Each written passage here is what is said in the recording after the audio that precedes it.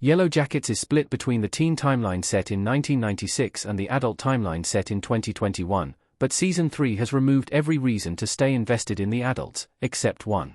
When it first premiered, Yellowjackets' unique structure following dual timelines was a breath of fresh air. But as the series gets into the back end of its third season, the flaws in that narrative approach are starting to become more apparent. It often feels like watching two completely different shows simultaneously. Cutting back and forth between two separate timelines often hurts the pacing of the series. If something exciting is happening in one timeline and something dull and contemplative is happening in the other timeline, it can bring the momentum grinding to a halt. Plus, in Season 3 in particular, the 90s teen timeline has become much more interesting than the 20s adult timeline. Yellowjackets Season 3 is about to end its run, and as this current batch of episodes reaches its conclusion, I'm left with just one reason to care about the adult timeline.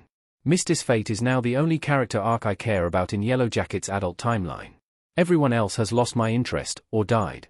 I used to be invested in all the Yellowjackets characters, waiting with bated breath to see where each of the survivors would end up, and if their dark past would ever catch up to them. But after Season 3, I've lost interest in following almost everyone in this ensemble.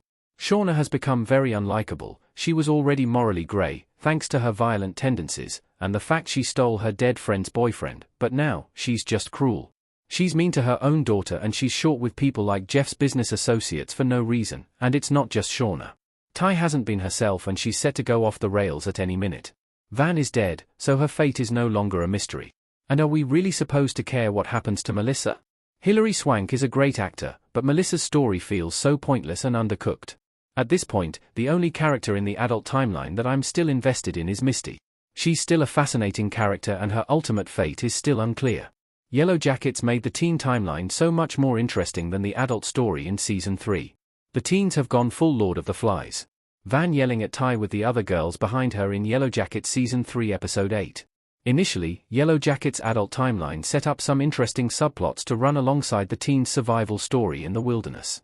But after 3 seasons, the 2021 timeline has killed off too many great characters, especially after losing National.